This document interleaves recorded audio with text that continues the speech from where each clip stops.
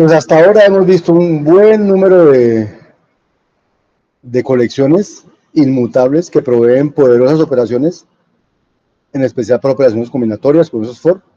Entonces, supongamos que nos dicen, encuentre el segundo número primo entre 1000 y 10.000.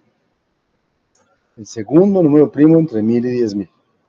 Acuérdense que ya hicimos el es primo, ya hicimos... ya acabamos colecciones, entonces sería muy fácil escribir, pero lo pongo aquí, el segundo número primo entre 1000 y 10.000.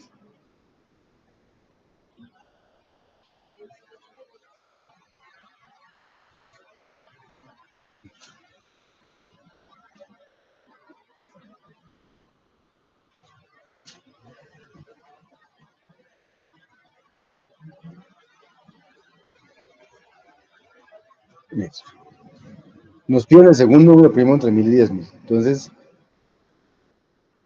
recuerden el es primo que habíamos definido. El es primo que habíamos definido. ¿Cómo hacemos para saber? ¿Cómo hacemos para saber si un número primo era primo?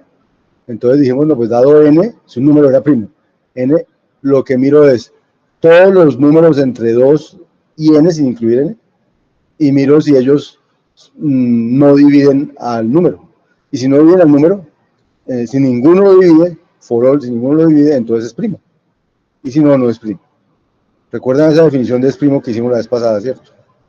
En una clase pasada hicimos esta, la definición de es primo, y nos podemos preguntar por cualquier número que se nos ocurra, si es primo 9761, y él va a decir sí, sí o sí no. Y no, no es primo. Ah, listo. Y vamos a 9763, tampoco. O sea, si encuentro un primito por ahí rápido.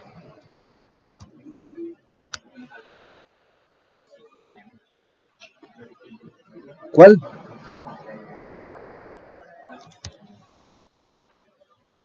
Ahí encontré un primito. Bueno, listo. Decir para ver si es primo o no. Entonces me dicen, quiero encontrar el segundo número primo entre 1000 y 10.000. Entonces, me voy a inventar esta función. Quiero encontrar el enésimo primo en tal parte y tal parte. Entonces me dicen desde dónde hasta dónde, y me dicen cuál número primo quiero encontrar, y yo se lo encuentro. Entonces, ¿qué hago yo? Como es el tal número primo desde hasta, entonces yo digo, si desde es mayor o igual que hasta, o si desde ya es mayor que hasta, igual, no lo encontré. Entonces digo, no hay al menos n primos ahí. Pero si no, si desde es menor que hasta, entonces yo digo, si desde es un primo, entonces ya tengo un primo más. Entonces, si me están pidiendo el primero, desde, y desde es un primo, entonces el primero es desde. Si no me están pidiendo el primero, entonces tiene que entonces voy a buscar el n-1. Si me estaban pidiendo el tercero, voy a buscar el segundo, y me estaban pidiendo el segundo, voy a buscar el primero. Desde más 1 hasta. Porque desde era un primo. Si desde no era un primo, entonces voy a buscar el enésimo. No encontraba en el primero todavía. Desde más 1 hasta, porque desde no contó. ¿De acuerdo? Y aquí acabo de escribir mi función para encontrar un número primo.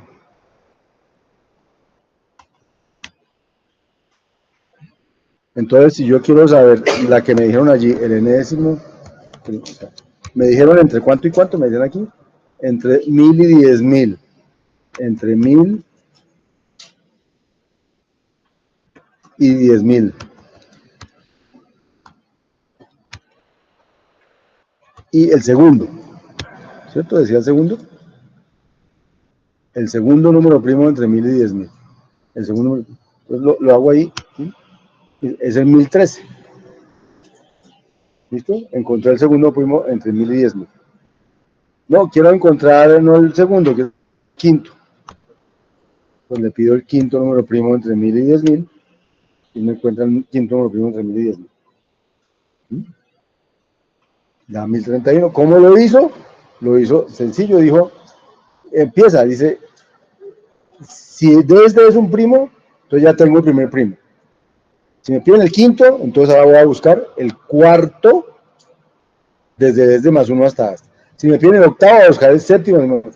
Si el primero desde no era primo, entonces tengo que buscar el mismo quinto, pero desde más uno porque desde no sirvió. ¿Ya? Entonces voy buscando hasta que encuentro el primo que quiero buscar, que quiero encontrar. Bien. ¿Qué problema? ¿Qué problema tiene esa solución? Entonces,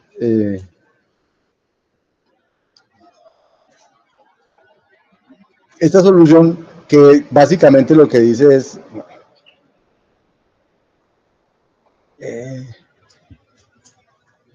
esta solución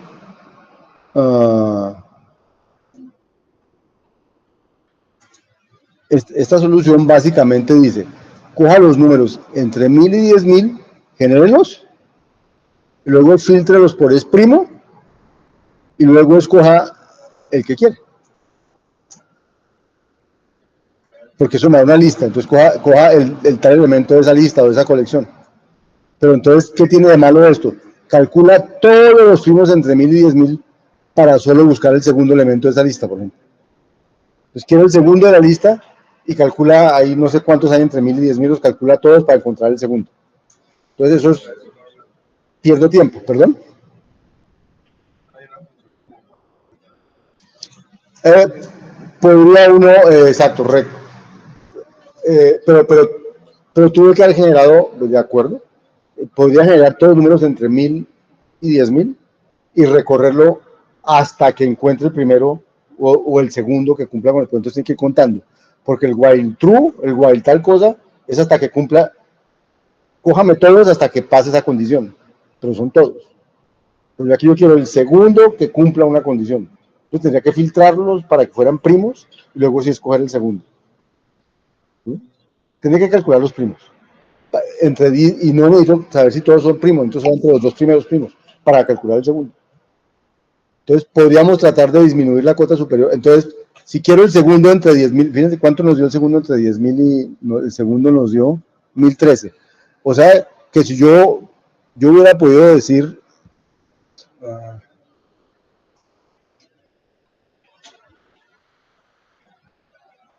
el segundo entre 1000 y 10000, pues da lo mismo, con el valor que me dio ahí, me da lo mismo, que si yo buscara entre 1000 y 1500. Bueno, ahora mismo que lo busco entre 1000 y 1100, ¿sí o no? Porque yo sé que el segundo está ahí. Pero yo no sabía, ahora ya lo sé, pero no sabía. No sé que es 1013, yo sé que está ahí, pero yo no sé. Y entonces yo digo, no, pues el segundo primo entre 1000 y 10000 debe estar entre 1000 y 1010. Me imagino yo que entre los primeros 10 habrá dos primos. Y resulta que no. Entonces, como yo no me sé esa cuota, no me es posible decir hasta cuándo hay que buscar. Pues si me piden el que está en la posición 15, ¿qué pongo como cuota? 10.000, pongo 5.000, pongo 4.000. O sea, no sé qué tengo que poner según lo que estoy buscando. Entonces, eso es ineficiente, pero o sea, no es tan fácil saber esas cotas. Entonces, una idea mucho mejor es lograr que cuando se construyan las listas, no se calculen explícitamente las colas de las listas mientras no las necesite algún otro cálculo. Entonces, esta idea se implementa en una clase que se llama flujo o stream, que crea una colección denominada flujos. Los flujos son exacto como las listas, pero su cola es evaluada por demanda, no por defecto, no ansiosamente. Entonces se van a llamar flujos perezosos o listas perezosas. Entonces, voy a tratar de explicar ese concepto de listas perezosas o de flujos. Y ahí es donde estamos. Entonces, un flujo, la idea es que un flujo, los flujos se van a crear igual que las listas, es decir, igual del mismo estilo que las listas. Las listas son o la lista vacía o una lista que comienza por X y continúa por otra lista con el concho. Entonces los flujos van a ser igual, o es el flujo vacío, o es un flujo que empieza por, lo vemos aquí,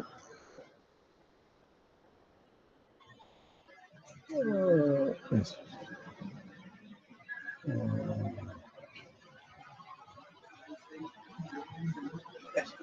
Entonces,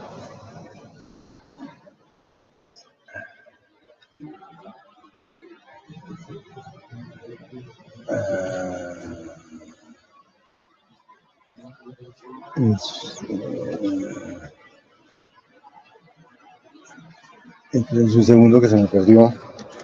¿Cómo se crean los flujos? Un segundo. Eso. Entonces, existe el tipo lazy list, que funciona muy parecido a las listas, solo que el operador de cons no funciona ahí porque es operador de listas. El que funciona es numeral cons. Para distinguir el operador sobre flujos del operador sobre listas, se crea este operador. Entonces,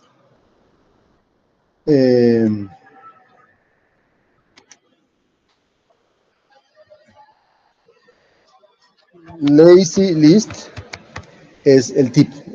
Lazy list es el tipo, ¿cierto? Es un tipo de escala. En ese tipo yo puedo crear listas perezosas o flujos, yo los llamo flujos vacíos, que es la lista vacía, pero perezosa. Lo puedo crear con la misma notación que hacía con las listas, le pongo así, la lista vacía. Y puedo meterle cosas a la lista, por ejemplo, decir 3. No le puedo decir cons, porque eso es con listas, le tengo que decir numeral cons.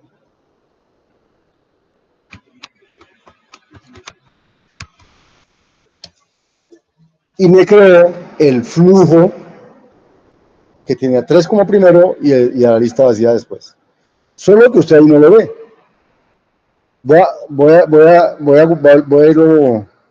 a crear otro. Voy a coger val F1 igual a esto. El primer flujo que creamos es este.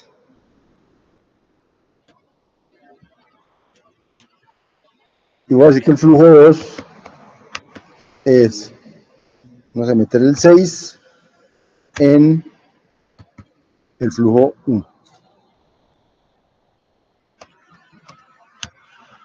Y eso me creó otro flujo. O sea, F1, F2, son flujos, pero usted no ve los valores. Porque se crearon perezosos. ¿Qué dice perezosos? Si nadie trata de saber qué valor hay ahí, él no lo hace explícito. Entonces, si yo quiero saber qué hay en la cabeza del flujo 1, entonces me dice, ahí hay un 3. Y si ahora yo le digo, dígame qué es el flujo 1, el flujo 1 tiene un 3 y el resto que no ha sido calculado. A diferencia de cuando aquí le decía F1 que decía, no he calculado nada. Como alguien necesitó el primer elemento, entonces lo tuvo que calcular. Era el 3 ese que me había metido, pero él no lo había metido realmente hasta que no lo necesite alguien.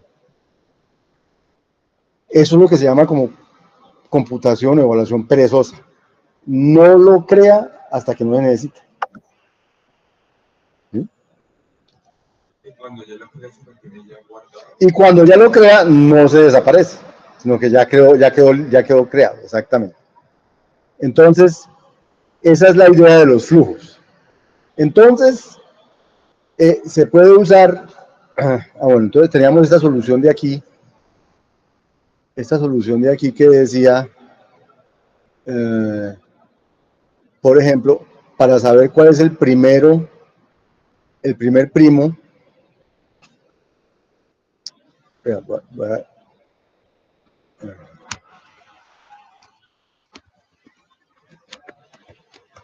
voy a coger este rango que hay aquí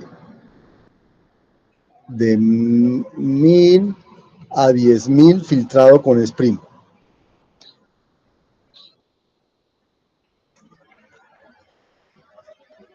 Y entonces ahí lo tengo. Esos son todos los primos entre 1000 y 10.000. Voy a hacer algo parecido pero con un rango perezoso. Es decir, voy a crear del 1000 a 10.000, lo voy a convertir en una lista perezosa, luego hago el filtro con Spring. Entonces, rango perezoso, y me dice, ya lo tengo ahí listo, pero no lo he calculado. Entonces, fíjense que aquí arriba, para calcularlo, me calculó el primero, el segundo, el tercero, el cuarto, todos los números primos entre 1000 y 10.000. Aquí abajo, aquí están todos los números primos entre 1000 y 10.000, pero no están explícitamente calculados todavía porque no los han necesitado. Entonces, alguien necesita el primero del rango, el número 1, o sea, 0, 1 empieza en 0, entonces va y lo trae. Pero es que ahí los tenía todos explícitos ya. Alguien necesita el primero del rango perezoso, pues lo pide, él se lo va a dar, le va a decir es 1013, pero si ahora miramos qué es el rango perezoso dice tengo 1009, 1013 y el resto, porque no los he necesitado. Entonces a esto se le llama una evaluación, por eso es la dice perezosa, porque a pesar de que todos los números están ahí, yo no los hago explícitos hasta que alguien no lo necesita. Entonces realmente lo que tengo calculado aquí es cómo calcular el siguiente primo, entre 1000 y 10.000, pero no lo he calculado. ¿Por qué calculé el primero y el segundo? Porque alguien me pidió el segundo, entonces para calcular el segundo tenía que calcular el primero, no hay manera de no hacerlo. Si alguien me pide el quinto de ese rango, o el sexto, que es el que sería el sexto, entonces él me lo calcula, pero si yo le pido cómo quedó la cosa, ya esos van explícitos, los otros no los ha calculado. Entonces podría tener inclusive la lista de todos los primos ahí, no solo hasta 10.000, como no los tengo que calcular, podría tener todos los enteros en un rango perezoso, porque como no los tengo que calcular, no se guarda en memoria, solo se tiene cómo calcular el siguiente. Eso es lo interesante de esto y se llama evaluación perezosa. Pues cada que alguien necesita un valor nuevo, se calcula un nuevo elemento del rango. A eso se llaman los flujos.